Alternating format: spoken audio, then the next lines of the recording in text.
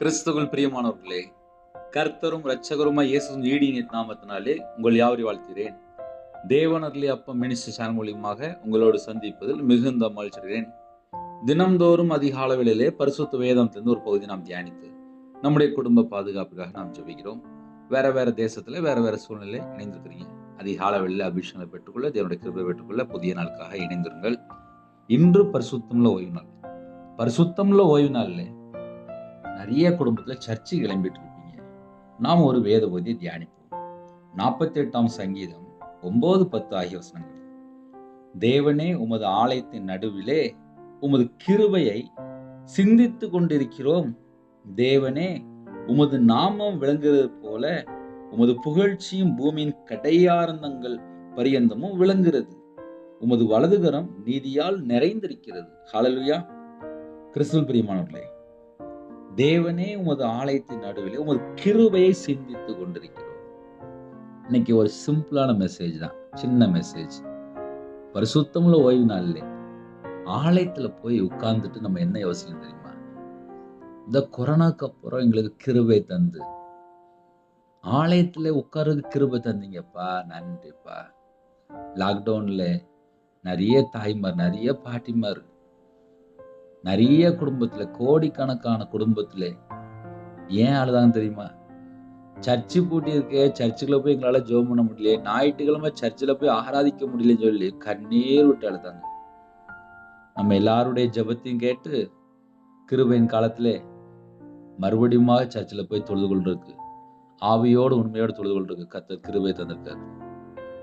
அப்ப நம்ம வாழ்க்கையில் தேவனே, உமது ஆலயத்தின் நடுவிலே, உமது ஆலயத்தின் நடுவிலே. எனக்கு தெரிஞ்சு இந்த கொரோனா நேரத்துல ஒரு ஜெபகுறிப்பு வந்துச்சு. 29 வயசு பையன். அம்மா அப்பா 2 பேருமே கவர்மெண்ட் ஸ்டாஃப் தான். 2 பையன்னாங்க. 2 பையனுக்குமே 2 வீடு இருக்கு. பையன் பூனால வேலை பார்க்கான், ஐடி ஃபீல்டு, சம்பளம் 1 லட்சம் ரூபா வருது. அந்த பையனுக்கு ஒரு நல்ல பொண்ணு வேணும் அப்படின்னாங்க. சரி, அம்மா அப்பா கொரோனால இறந்து போயிட்டாங்க அப்படின்னாங்க. என்கிட்ட வந்துச்சு, அந்த ஒரு ப்ரேயர் பாயிண்ட் வந்துச்சு. பொண்ணு இருக்கான்னு சொல்லி கேட்டாங்க. அதை ஏன் காலைல சொல்றேன் அப்படின்னா, அம்மா அப்பா 2 பேருமே இறந்து போயிட்டாங்க. ஒரு வீட்டுல இந்த கொரோனா நேரத்துல எத்தனை வீட்டுல இறந்து போனா தெரியுமா? எங்க வீட்டுல 2 பேர் இறந்து போயிட்டாங்க. இதுதான் கொரோனா நேரத்துல உள்ள ரிசல்ட். தேவனே, உமது ஆலயத்தின் நடுவிலே உமது கிருபையை சிந்தித்து கொண்டிருக்கிறோம். ஆலயத்துல போய் இருந்துட்டு சும்மா இருக்காதியே. ஞாயிற்றுக்கிழமை சர்ச்சுக்கு போயிருக்குமா, சர்ச்சில் போயிட்டு தேவனை ஆராதிங்க. ஆராதிக்கும் எப்படிமா ஆராதிக்கணும்? நான் உயிரோட இருக்கேன்ப்பா, அதுக்காக ஸ்தோத்திரம்ப்பா. எங்களை உயிரோட வச்சிருக்கீங்க, ஸ்தோத்திரம்ப்பா. நம்ம உயிரோட என்னமா பண்ணணும்? நற்கிரியை பண்ணணுமா, நன்மை செய்யணுமா, தான தர்மம் பண்ணணுமா, ஒரு சாட்சியுள்ள வாழ்க்கை வாழணும். இவ்வளவுதான். ஒரு வெளிச்சத்தின் பிள்ளையா நம்ம நடந்து கொள்ளணும். கிருபையின் காலத்துல மனம் திரும்பி தேவனுக்கு பிரியமானபடி வாழ்ந்து பரலோகத்துல போய் சேரணும். அவர்களுடைய கனிகளினாலே அவர்களை அறிவீர்கள். பழைய ஏற்பாட்டுல பார்க்கும்போது காலேபு வேற ஆவி உடையவனா இருந்தான் விசுவாசத்துல. இன்னைக்கு அதிகாலை வேளையில பரிசுத்தமுள்ள ஓய்வு நாள். தேவனே, உமது ஆலயத்தின் நடுவிலே உமது கிருபையை சிந்தித்து கொண்டிருக்கிறேன். நான் கிருபையை சிந்தித்து கொண்டிருக்கேன். நான் உயிரோட இருக்கேன்ப்பா, ஸ்தோத்திரம்ப்பா. நான் உயிரோட இருக்கேன், ஸ்தோத்திரம்ப்பா. எனக்கு ஜீவ சுவாசத்தை தந்தீங்களே, ஸ்தோத்திரம்ப்பா. உங்க கிருபையினால் நிரப்புனீங்களே, ஸ்தோத்திரம்ப்பா. இவ்வளவு நம்ம ஜெபமே பரலோகத்துல அவ்வளவு பிடிக்கும். ஏன் தெரியுமா? நம்ம காசு கேட்கல, பணம் கேட்கல தேவன்ட்ட. எனக்கு உயிரை கொடுத்தீங்கப்பா, நன்றிப்பா. பரலோகத்துல தேவன் சந்தோஷப்படுவார். என் பிள்ளைகள் நன்றி உணர்வோடு இருக்கு, அவ்வளவுதான். அப்ப நம்ம தேவன்ட்ட ஜெபம் பண்ணும்போது எப்படி யோசிக்கணும் அப்படின்னா, என்னை உயிரோட வச்சிருக்கீங்கப்பா, ஸ்தோத்திரம்ப்பா. கொரோனா நேரத்துல நாங்க எத்தனை காரியத்துக்காக பயந்தோம்.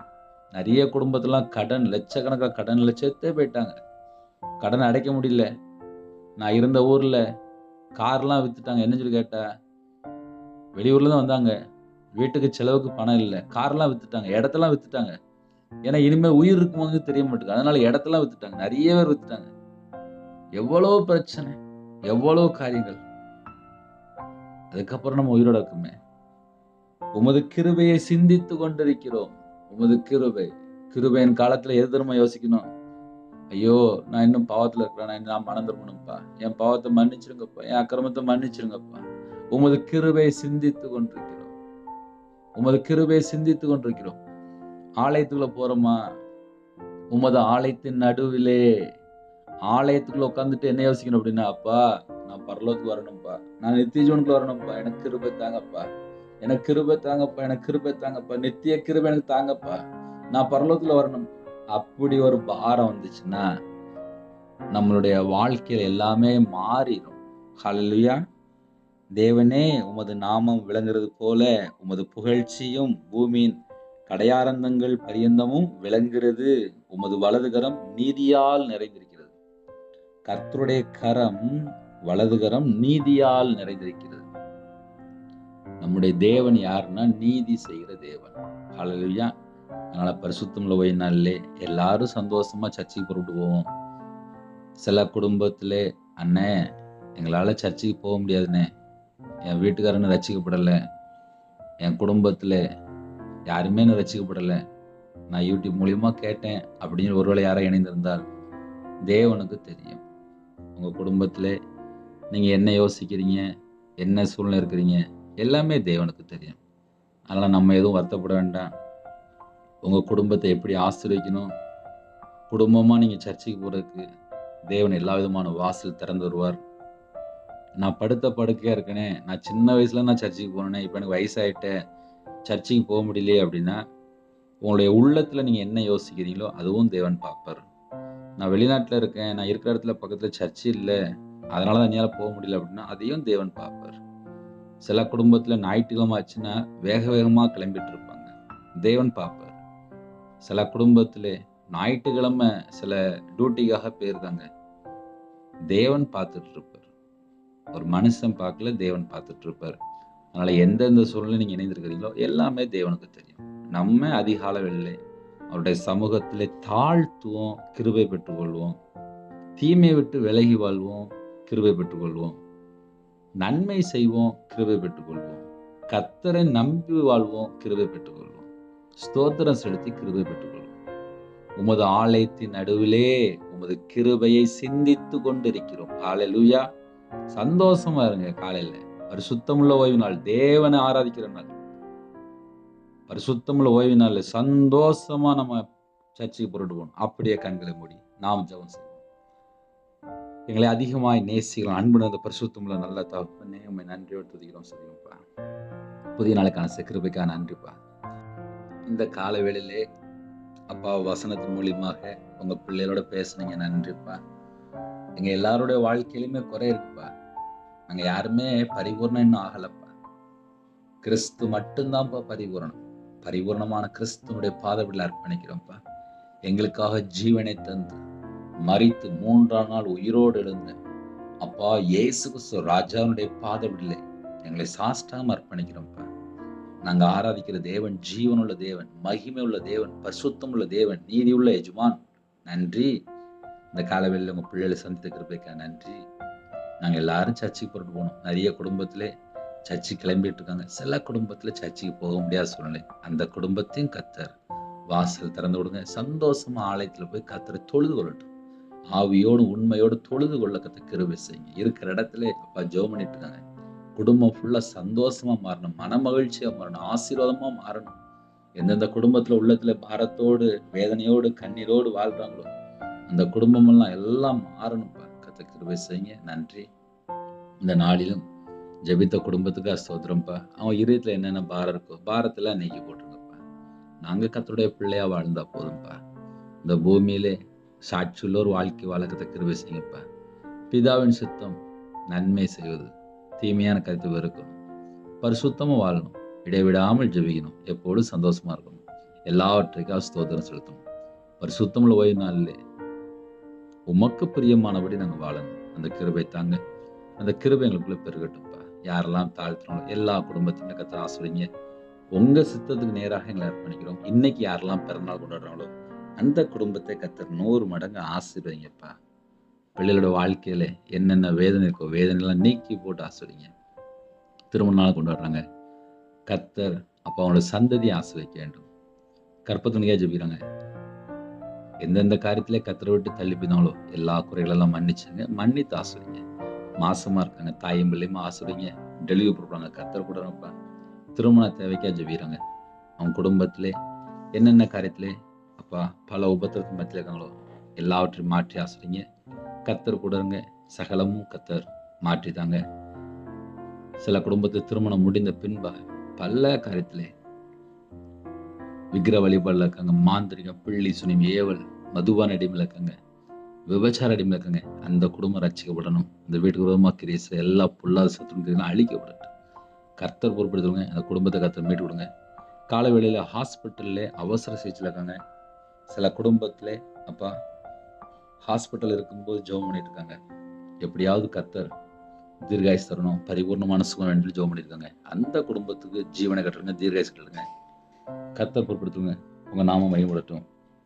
யாரெல்லாம் தாழ்த்துறாங்களோ அவங்க இதயத்தில் என்னென்ன வேதனை இருக்கோ அந்த வேதனையெல்லாம் நீக்கி பூரண சுகம் தாங்க ராஜா. உம்முடைய பாதத்தில் அர்ப்பணிக்கிறோம், உம்முடைய கரத்தில் அர்ப்பணிக்கிறோம்.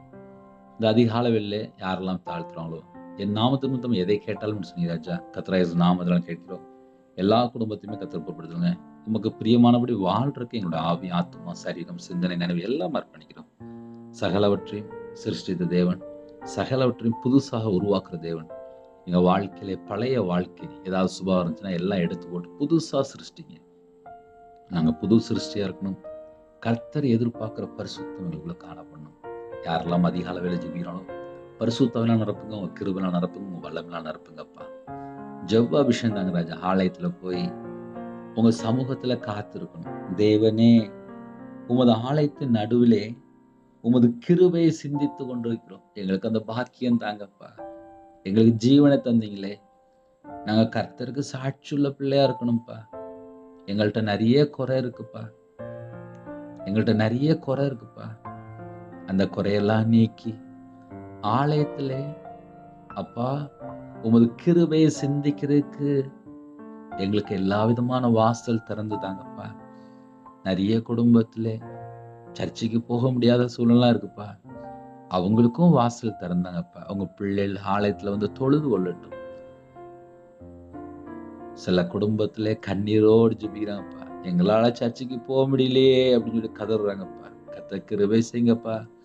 அடைக்கப்பட்ட வாசல்லாம் திறந்து தாங்கப்பா. தடையெல்லாம் நீக்கி தாங்கப்பா. எந்தெந்த காரியத்திலே குறை இருக்கோ மன்னிச்சு ஆலயத்துக்கு கூட்டு போங்கப்பா. உங்க கிருபையினால் நிரப்பி கூட்டு போங்கப்பா. மிகுந்த கிருபையினால் நிரப்பி கூட்டு போங்கப்பா. நன்றிப்பா. இன்னைக்கு யாரெல்லாம் வெளியில போறாங்களோ பாதுகாப்பு தாங்கப்பா. ஞாயிற்றுக்கிழமை கர்த்தரை ஆராதிக்கிற பிள்ளைகள் உள்ளத்துல வேற எந்த ஒரு பாரம் இருக்கக்கூடாது. கர்த்தர் பொறுப்பெடுத்தவங்க எல்லா தேசத்துல ஜனங்களையும் உங்களுடைய கரத்துல அர்ப்பணிக்கிறோம். தேவனர்லி அப்பா மினிஷன்ல தந்த கிருபைக்கா நன்றிப்பா. எல்லா தேசத்திலுமே அப்பா இணைந்திருக்காங்க. அந்த குடும்பம் எல்லாம் கர்த்தர் ஆசீர்வதித்து கொடுங்க. எல்லா குடும்பத்தையும் கர்த்தர் பொறுப்படுத்துங்க. கர்த்தரோட நாமம் மட்டுமே விடுத்தோம். உம்முடைய பதவிகளை தாழ்த்தி விடுவோம். துதிகான மகிமை எல்லாம் ஒவ்வொருவருக்கே செலுத்திடுவோம். இயேசு கிறிஸ்துவின் பிதாவே, ஆமென். தேவனுக்கே மகிமையுள்ளதாக. கர்த்தர் தாமே உங்களை உங்கள் குடும்பத்தின் சகல காரியத்திலும் சம்பூர்ண அதிருப்தியாக ஆசீர்வதிப்பாராக. ஆமென். God bless you. Thanks for watching. Please subscribe our channel. Click the like and share. Click the bell. God bless you.